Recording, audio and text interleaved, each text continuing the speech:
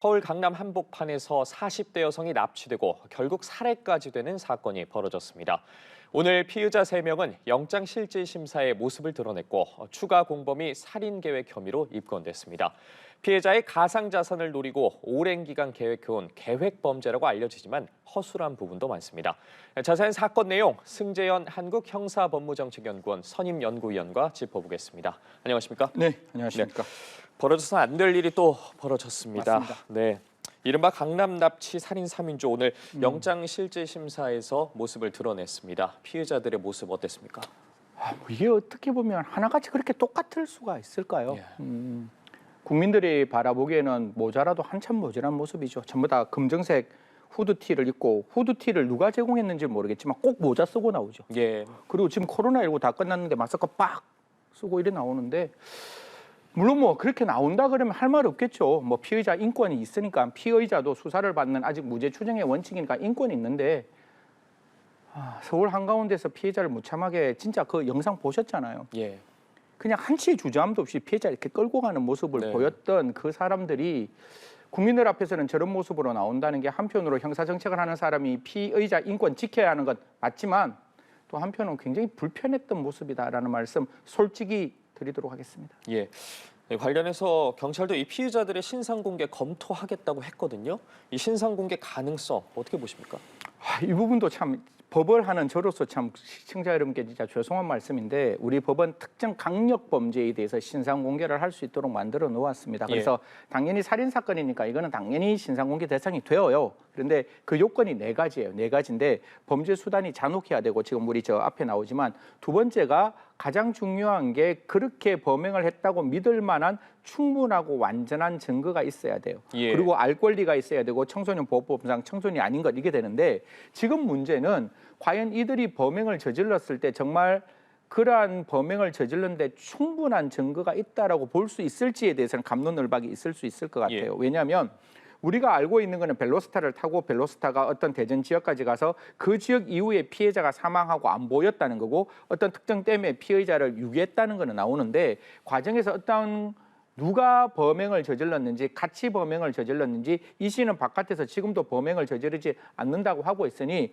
과연 범죄를 저질렀다는 충분한 이유가 있을지에 대한 갑론을박이 있는데 제가 경찰에게 꼭 부탁드리고 싶은 거는 경찰청 안에서 스스로 판단 안 했으면 좋겠습니다. 이게 증거가 없으니까 아직까지는 신상공개 대상이 되지 않아 이러지 말고 신상공개를 할 때는 신상공개심의위원회라는 게 있습니다. 그 신상공개심의위원회를 거쳐서 좀 집단지성을 통해서 이 사람들의 신상이 공개되는 것을 판단했으면 좋겠다. 지금 오늘 저런 상태로 구속이 되잖아요. 구속이 되면 구속되는 상태에서 경찰 수사 받을 거잖아요. 그럼 10일 받고 난 다음에 검찰로 사건이 송치될 거예요. 송치될 때 구속이 되는 상태이기 때문에 과연 바깥에 얼굴을 드러내고 신상공개가 된다 할지라도 얼굴을 드러내고 나올지 아니면 그때 그냥 따로 호송차를 타고 바로 검찰로 갈지는 아무도 몰라요. 그러면 우리는 언제적 사진인지도 모르는 그 증명사진 하나를 놓고 또 갑론을박을 할 수밖에 없어요. 그렇기 때문에 좀 제대로 우리가 신상공개하자는 거는 신상공개 제도의 요건이 되면 그 모습 그대로 보고 싶은 거예요. 과거의 사진이 아니니까 이런 부분에 대해서도 최대한 빨리 경찰에서는 결정하고 그 결정에 따라서 신상공개 가능성을 좀 열어두었으면 좋겠다는 말씀 드리겠습니다. 오늘이라도 결정되면 오늘 오후에 아마 저 구속영장 발부 여부가 결정될 거잖아요. 가는 중에라도 신상공개가 될 수 있는 거죠. 얼굴 볼 수 있는 가능성이 있다라고 저는 말씀드릴 수 있겠습니다. 예, 한번 지켜보도록 하겠고 사건 좀 촘촘하게 짚어보겠습니다. 의문이 참 많습니다. 우선 새롭게 드러난 정황, 이 피해자의 몸에서 수면제 성분이 검출이 됐는데 이게 사망 원인과 직접적인 연관이 있을까요? 어떻게 보십니까? 그거는 아직까지는 부검 결과를 통해서 이제 밝혀져야 되는데 제가 시청자 여러분께 한 3가지 팩트에 대해서 말씀을 드리면 마지막 이 씨가 잡혔는 게 서울 논현동이에요. 그 논현동인데 잡혔는 장소가 병원 안에서 잡혔다라고 합니다. 그러면 이 주사기 안에 수면제 성분이 들어갔다면 누구로부터 그 수면제 성분이 들은 주사기를 가지고 왔느냐 이거 첫 번째 밝혀야 되겠죠. 수면제 성분이 들어있는 주사기를 만약에 받았다면 이 또한 범행을 도왔다라고도 볼 수 있고 아니면 이 범행에 가담했다라고도 볼 수 있는 거니까 첫 번째 그걸 찾아야 된다. 두 번째, 그 피해자에게 이 수면제가 들어갔다는 부분은 나와 있으니까 이게 약물 독극물 검사라 그래가지고 얼마만큼 양이 피해자에게 들어갔는지를 확인할 수 있거든요.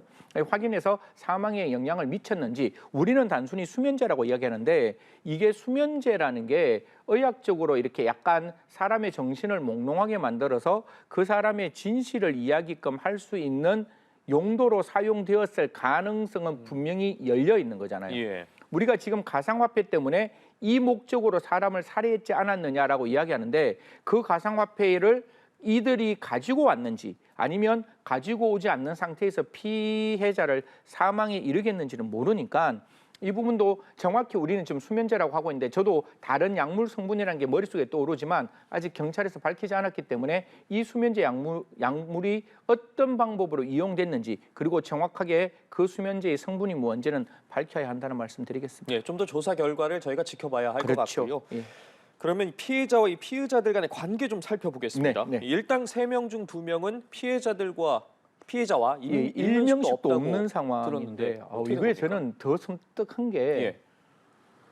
사람의 생명은 전 지구상의 어떠한 가치와 이념보다 소중한 거잖아요. 아, 그렇죠. 물론이죠. 예. 그런데 지금 염씨라는 사람이 이런 이야기를 하는데 저는 정말 아연실색할 수밖에 없는 게 3,600만 원 빚을 탕감해 줄 테니 여기에 가담하자 뭐 이런 이야기를 했다는 거예요. 예. 아무리 사람의 생명의 가치가 진짜 이렇게까지 떨어질 수 있을까라는 정말 자괴감을 받을 수밖에 없고 정확하게 시청자 여러분께 설명드리면 피해자와 지금 이 현장에 있지 않은 이 씨, 법률사무소에 있다는 이 씨와는 일면식은 있는 것 같아요. 이건 분명한 예. 것 같아요. 근데 그 이 씨가 지금 그 이 피해자의 정보를 이 씨가 황 씨하고 염 씨, 즉 벨로스타에 있는 사람 두 사람이었거든요. 예. 그 사람에게 이러한 개인 정보를 넘겨줬는지는 찾아봐야 돼요. 지금 경찰의 입장에서는 이 씨도 이 피해자의 개인 정보를 다른 사람으로부터 받았다는 정황이 있는 듯한 이야기들을 나오고 있으니까 언론에서 그러면 이 씨가 받았다면 이 씨가 자기 대학교 동창인 황 씨에게 이야기합니다. 이런 일이 있으니 좀 이거 어떻게 해보자. 예. 그러니까 황 씨가 오케이. 그럼 황 씨가 누구를 데리고 오는가 하면 자기와 같이 일을 했던 그 염 씨라는 사람을 데리고 오는 거예요. 그래서 염 씨와 황 씨가 피해자를 납치해서 살해를 하고 이 씨는 뒤에서 이렇게 숨어 있었던 사람. 다른 말로 하면 주모자. 현장에 가지는 않았지만 이 범죄를 전체를 계획을 만드는 사람으로 우리는 볼 수 있는 것이고 이 씨가 이런 말합니다. 나 현장에 가지 않았고 그거 범행을 절대로 하지 아니하였다라고 부정하고 있지만 사실 긴급체포를 하면 긴급체포 현장에서 그 피의자가 소지, 소유, 보관하고 있는 물건에 대해서는 24시간 이내에 압수영장 없이 압수할 수 있거든요. 예. 그러면 이 씨라는 그 거주지에 압수를 했을 거잖아요. 압수수색을 했을 때 피해자의 물건이 있었다라는 게 나와요. 그러면 피해자의 물건이 왜 있었는지를 우리는 확인해야 되는 것이고 분명히 그 살인에 가담했던 황 씨와 염 씨는 오늘 뭐 추가적인 진술을 하는데 결국 이 사람을 죽일 수밖에 없었다. 그거는 이 씨가 지시했는 내용이라는 말이 나오니까요. 그런 부분을 좀 고려한다면 저는 이 씨가 이 전체적인 그림을 분명히 그리는 사람 맞는 것 같고 그 그림을 그리고 난 다음에 굉장히 어색한 부분이 있어요. 벨로스타는 그 자기 차량을 가지고 갔고 렌트카도 그 황 씨가 자기 본명으로 렌트카는 이런 부분은 아마 이 씨가 계획하지 않는 부분에 대해서 자기들이 했는 거 아니냐. 예. 결국 굉장히 촘촘하게 현금 쓰고 렌트카 만드는 건 이 씨가 지시했는 거고 그 사이의 빈 공간들은 이 염 씨와 황 씨가 만드는 부분이 아니냐. 이게 염 씨와 황 씨만 했다면 다 촘촘했을 거예요. 그런데 중간에는 굉장히 촘촘했다가 다른 건 굉장히 어색한 부분이 나오잖아요. 예. 그 이유는 이 씨가 지시했는 부분은 촘촘할 수 있는데 그 외 부분은 좀 덜 촘촘했다. 그렇기 때문에 저는 이 씨가 분명히 이 범죄의 일정 부분 기여했는 게 분명히 맞다. 왜?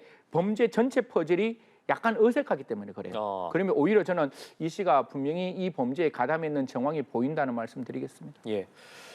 그 어느 곳에서도 이러한 범행이 당연히 일어나면 안 되겠습니다만 이게 또 강남 한복판에서 이런 사건이 벌어졌습니다. 이 부분 말 그대로 한복판이잖아요. 네네. 그렇기 때문에 좀 더 충격을 준 것 같은데 이 납치가 벌어졌던 장소가 사실 인적이 많은 대로변이고 CCTV도 있었습니다. 어떻게 이런 범죄를 대담하게 그러니까 장악할 수 있는 이게 제가 이해가 안 되는 제 머릿속에 제가 얼마나 이걸 많이 복기를 했겠습니까? 예. 생각하고 또 생각하고 또 생각해 복기를 했는데 방금 앵커가 질문 주신 부분대로 2개월에서 3개월 이 범행을 준비했다 그러거든요.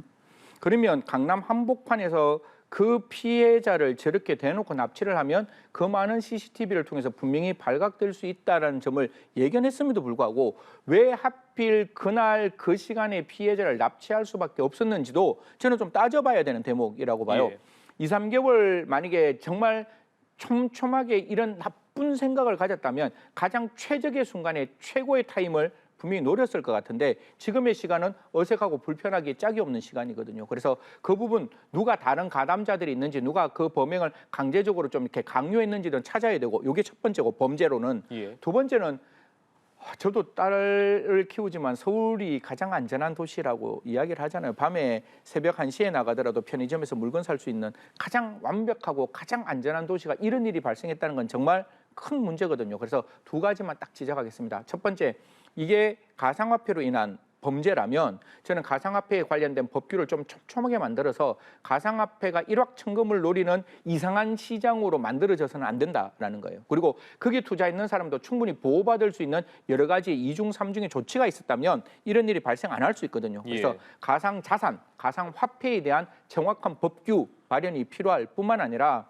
오늘 뭐 경찰청이 보고가 늦었다 이런 이야기도 나오는데 CCTV 저는 조금 더 대한민국 예산 들여서 조금 더 화질을 좋게 만들었으면 좋겠어요. 어차피 CCTV 달려서 우리가 우리의 일거수를 다 확인할 수 있다면 제대로 일거수 일투족이 확인될 수 있는 고화질의 CCTV로 계속 바꾸어 나가야죠. 예. 그게 범죄를 예방할 수 있는 가장 좋은 방법이니까요. 이번 사건 진짜 반면교사에서 부족한 점이 있으면 그건 꼼꼼하게 메꾸고 또 보고 체계 우리는 이미 이태원 참사 때문에 그 보고 체계가 엉망진창이었다는 걸 보고 굉장히 마음 아파왔잖아요. 근데 이번에도 보고 체계가 만약 정말 빈 공백이 있었다면 그 빈 공백은 반드시 메꿔야 됩니다. 예. 저는 경찰이 최선을 다했다 할지라도 피해자가 사망한 부분에 대해서는 그 공권력은 분명히 머리를 숙여 피해자에게 반성하고 잘못했다고 이야기를 해야 돼요. 그러면 앞으로 이런 일이 발생하지 않도록 만드는 게 국가 공권력이 해야 될 일이거든요. 그래서 빈 공간이 있으면 그거 반드시 열어놓고 국민들에게 알리고 이 부분 반드시 우리가 메꾸겠습니다라고 다시 한번 결자 해지하는 모습을 보이기를 정말 바란다는 말씀 드리겠습니다. 예, 다시 사건으로 돌아와서 여러 정황을 봤을 때 좀 허술한 부분도 있고 하기 때문에 그렇기 때문에 청부 살해 아니냐 뭐 이런 얘기까지 나오고 있는데 이에 대해서 경찰이 이미 체포된 피해자 3명 외에도 추가 공범 여부를 수사해 왔는데 조금 전에 들어온 소식에 따르면 이 추가 공범을 살인 예비 혐의로 입건을 했습니다. 이 부분 추가 어떻게 봐야 될까요? 공범이라는 사람이 청부 살인했는 사람은 예. 또 아닌 것 같아요. 그러니까 그 제가 댐은 일부러 말을 안 할게요. 그 댐이 뭐 살인 현장은 아니니까 어떤 댐에 가서 사체를 유기하는 것까지 예행 연습했다는 거예요. 너무 섬뜩하지 않아요? 그러니까 작정하고 피해자 죽이겠다는 거예요. 아까 그 벨로스타에 타는 모습도 보면 제가 앵커에 말씀드렸지만 한치의 주저함수 없이 피해자를 예. 태우잖아요. 그리고 정말 대전에 가는 순간에 그렇게 참혹하게 피해자가 고통스럽게 정말 얼마나 당황스럽고 얼마나 무서웠겠습니까? 그 피해자가 사망하는 그 현장을 답사해 있는 그 20대의 A 씨가 살인 예비로 지금 들어갔는 거예요. 분명히 같이 하자라고 이야기했는데 그게 가담하지는 않았는 것 같아요. 예. 그러니까 만약에 실행 착수 전에 이탈을 했다면 살인 예비의 공동정범이 되는 것이고 실행 착수 이후에 가담했다면 공동정범이 되는 건데 이 A 씨는 그 실행 착수 전에 현장에 예비하는 단계에서 거쳤기 때문에 살인 예비의 공동정범이고 이거보다 더 할 수 있잖아요. 지금 청부살인 말씀 주셨잖아요. 예. 그러면 이 씨가 제3자로부터 이건 예상입니다. 3자로부터 이 피해자의 개인정보를 받았다면 이 뒤에 개인정보를 줬는 사람이 있을 거 아니에요. 예. 이 사람이 이 씨보다 더 강력하게 이 사건을 장악할 수 있는 내용인 것이고 지금 이 사건의 피해가 어떻게 발생했는가 하면 피해자 죽은 그 분의 남편께서 코인 그러니까 가상 자산 갖고 이렇게 그 사업을 하셨다는 거예요. 가상 자산 사업인데 그냥 코인을 거래하는 게 아니라 상장하는 거예요. 그러니까 코인 시장에 올라오기 전에 이 코인은 아무것도 아니에요. 이진법의 숫자인데 그게 코인 시장에 상장이 되면 상상할 수 없는 돈으로 올라가는 것. 어떻게 보면 2022년, 2021년, 22년에 그냥 젊은 세대들이 100억 벌었다, 1000억 벌었다는 걸 쉽게 말할 수 있는 정말 말도 안 되는 세상이었거든요. 그게 0.0000001원짜리가 갑자기 그게 상장되면 10원, 20원이 되는 거예요. 그러면 0.0001원이 10원, 20원 되면 상상할 수 없는 그 1000배, 1000배가 올라가는 거잖아요. 예. 그렇게 올라가는 그 상장과 관계되는 문제였기 때문에 그렇다면 피해자가 한 명이 아니라 여러 명이 있을 수 있고 그 여러 명의 피해자에게 어떻게 이 남편이 구속된 남편이 어떻게 피해 회복을 하려고 노력했는지에 따라서 거기에 대해서 굉장히 이렇게 마음 아파했던 분들은 많을 수 있는 거잖아요. 물론 마음 아프다고 절대로 이런 행동하는 건 아니라는 거 제가 반드시 그렇죠. 말씀드리지만 한두 분이 그 마음이 너무 아프다 보면 이런 정말 참혹한 범죄를 저지를 수 있는 가능성이 있다. 그러면 분명히 뒤에서 또 가담했는 사람, 이 사람들도 피해자의 생명을 뺏기 위해서 가담한 사람이기 때문에 이런 사람도 반드시 찾아야죠. 제가 거듭 말씀드리지만 형사사법의 정의라는 것은 목숨 걸고 해야지 그냥 대면대면하게 쉽게 해서는 절대로 이루어지지 않습니다. 한 사람의 생명이 빼앗겼다면 그 뒤에 가담한 사람이 누구인지를 발본색원, 일망타진해서 반드시 이 피해자가 억울한 죽음을 우리 국가공권력은 풀어줘야 한다는 말씀 드리겠습니다. 예, 어떤 경우에서도 살인은 절대 그럼요. 안 되는 거기 때문에 그 부분 좀 더 수사상 지켜보도록 하겠고요. 또 다른 의문점, 왜 이렇게 검거가 늦었냐? 이 부분도 의문점으로 제기가 되고 있습니다. 이 사건 당시에 목격자가 바로 신고를 하긴 했지만 이 검거까지 42시간이 걸렸고 인명 피해도 결국 막지 못했습니다. 이 검거가 이렇게까지 늦어진 이유 뭐라고 보십니까?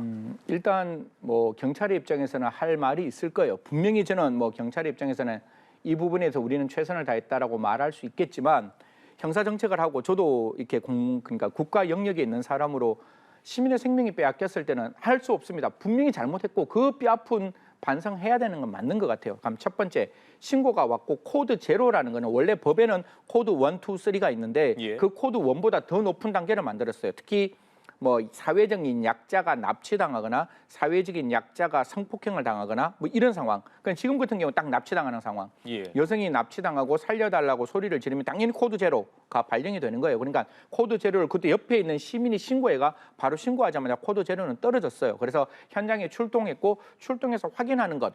이까지는 됐는데 그러면 아까 말씀드렸다시피 CCTV가 있었잖아요. 그럼 예. CCTV에 이 차량의 번호판이 인식되면 그 차량에 대해서 수배령을 내릴 거잖아요. 그런데 경찰의 입장은 차량이 벨로스타인지 아닌지에 대한 진술이 조금 어긋났다. 그래서 번호를 확인하고 차량까지 매치시키기 위해서 시간이 일정 시간 걸렸다. 그게 아마 00시 33분인가 36분 정도가 됐을 거예요. 그리고 난 다음에 이제 서울 관내에 대한 수배령을 내리는데 여기서 제가 아쉬운 거는 전국에 있는 수배령을 내리는 게 다음 날 새벽 4시 정도가 돼요.